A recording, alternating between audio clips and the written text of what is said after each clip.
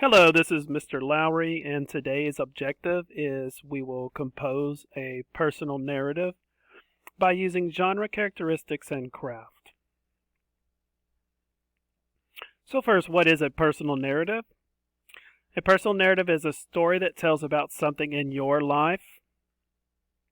So when the kids write a personal narrative, you're going to be writing about something that really happened to you in your life. It does tell a true story because it's something that happened. It's not going to be make-believe. It's not going to be full of magic or fairy tales or anything like that. It's got to be something true. Of course, the author is you. The kids are going to be the author, so they're telling it from their point of view. And that's the most important part. And, of course, you include sensory details so that your story is interesting. Also, they're going to write a story that has problem and solution, remembering that the problem is something that a character in a story wants to change, fix, or figure out, and the solution is the way a problem is solved or fixed. So first I'm going to start off just giving you some examples, some scenarios, some little stories that have a problem solution. Here, after I read the story, I'm going to give kids time to tell me what the problem is so we can practice identifying problems and solutions. Here it says, Opal wanted a cat, but her parents said that having a pet was too much responsibility for a 10-year-old. Opal spent some time on the internet researching how to take care of a cat. Then she talked to her friends who had cats. She made a list of all the things she would need to do to take care of a cat, and then she used the list to write out a plan explaining how she would do everything that was needed. Her parents were impressed with her work. The next month, Opal's parents gave her a kitten for her birthday. So again, this time, what is the problem?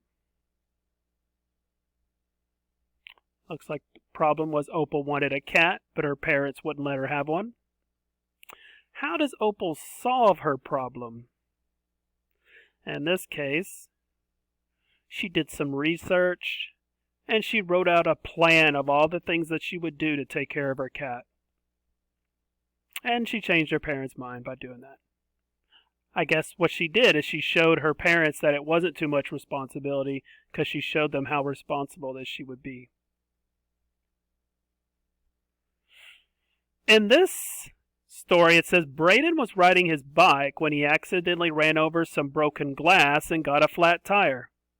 Fortunately, Braden had a tire pump and a tire repair kit in his bike bag. Unfortunately, Braden did not know how to repair his tire.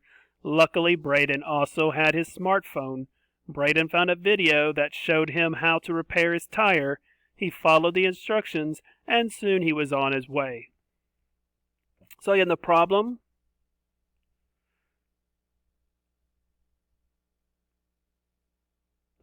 is here. He ran over some broken glass and he got a flat tire. And then the solution. This is very interesting because both those stories have something to do with technology. He found a video using his phone. That happened to me one time. I had a flat and I could not find where the spare tire was in my truck. But luckily I looked and found a video on YouTube telling me exactly how to change it. This one says, as soon as the Jensen family sat down at the table, both kids took out their phones and started scrolling. Mom tried to start conversations, but the kids hardly even looked up to answer. Then Mom made a new rule. All phones had to be put away at dinner time. The first person to check his or her phone would have to do all the dishes. At first the kids were upset, but eventually they started talking with each other. Soon everyone was chatting and laughing, and no one picked up their phones. So this time, what is the problem?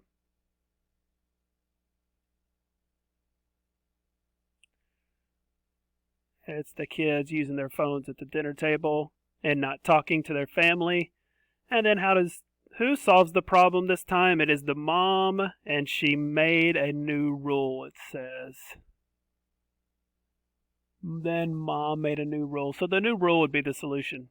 Her rule was nobody could use their phones at the dinner table. This time I'm going to give my story. I wrote just a small story I like to tell this story because, well, kids seem to like it because it involves my little dog, Millie, who's no longer with us, but this is when she was younger. Little Millie. And little Millie liked to chase things outside in the woods, and sometimes she would encounter skunks. So, and my parents lived behind me, so it says here, one day I walked with my dog to visit my parents' house, who lived behind me. It's actually a woods that we have to go through. While Millie and I were walking back, she chased a skunk and got sprayed. Millie smelled horrible. I didn't know what to do. I had heard that you can bathe in tomato juice to get rid of the smell, but I had also heard that tomato juice doesn't always work. So here I was presented with a problem. What was the problem that the narrator faced? Millie got sprayed by a skunk. Details. Why is that a problem? Why is it a problem if your dog gets sprayed by a skunk? Millie smelled horrible. Now, this is where in class I'm going to ask the kids what are some possible solutions. What would you do if you were in that situation? You don't know what to do. Your dog is all stinky. You can't just go home and ignore it. You got to do something to solve this problem.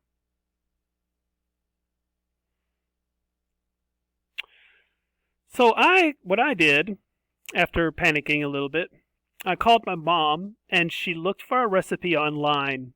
If you ever wonder what to do, kids, always go to Google.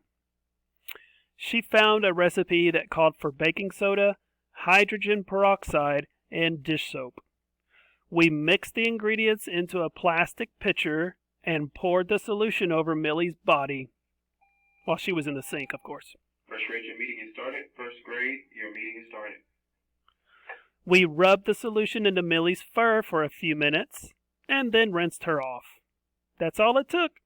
The solution worked, and the bad smell was gone. So let this be a lesson to you. If this ever happens to you and your dog gets sprayed by a skunk, remember, hydrogen peroxide, about the whole bottle, and that was for a little dog. Baking soda, probably about at least half the box, and just a little bit of dishwashing soap so that it lathers up and gets foamy. So again, my problem was Millie got sprayed by a skunk and she smelled really bad. My solution is actually my mom. My mom looked for a recipe on the internet to get the smell out. Here, I'm going to read this story, and we're going to identify the problem and then think of possible solutions. So it says, as I washed the dishes, I stared out the kitchen window. I saw something out of the corner of my eye. I turned off the sink faucet and looked more closely. There! I saw it again. My neighbor's new puppy had escaped and ran across our backyard. I raced to the door, hoping I would not be too late to catch it. Here, doggy, doggy, doggy, I coaxed. Again, so this time the problem is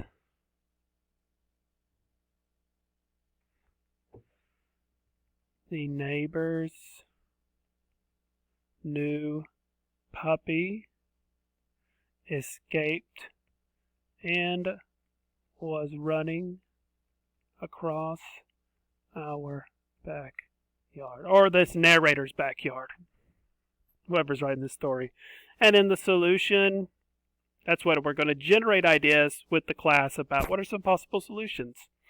I don't think looking on the internet is a possible solution in this case, but he might call someone for help or go out and try to catch the dog yourself, but maybe also call the neighbor to let them know. Again, the students will compose a personal narrative. The student's personal narrative must have a problem and solution. So think of a time when you had a problem. How did you solve the problem? Did someone help you solve the problem? You will write your own personal narrative that has a problem and a solution. Your story must have at least 4 sentences. Your story must have a problem and a solution. Another thing, make sure that when you're writing your sentences that your sentences are correct. That means they start with a capital letter like my sentences here do, and they end with a period. Again, at least 4, but to have a more interesting story, it could take 6, even 10 sentences. If you go back and look at my story that I did, or some of these stories that we use as examples, they definitely have quite a few sentences in them. But I'm saying if this story is going to make sense and it's going to have a problem solution, it's going to have at least 4 sentences. Here in the Google Classroom, you're going to find it underneath classwork and underneath writing. This video will be here. I left this image here just to help you understand it. Remind yourself again what the directions are. And also read the directions here, please. I always put the directions here, and then I'll have parents message me on Class Dojo because they don't know what it is that the students are supposed to do. But please, the directions are right here. Again, this time there's not a Google form. What I'm asking you to do is write the story on paper and then take a picture of it when they're done to send to me through Class Dojo, yeah. Just send it through Class Dojo here. And again, I'm doing it on paper. I don't want the kids to use a Google Slide or Google Form or anything like that this time. It has to be done on paper. Other than that, that's all I got. Please do the work. Enjoy the rest of your day, and I'll see you next time. Goodbye.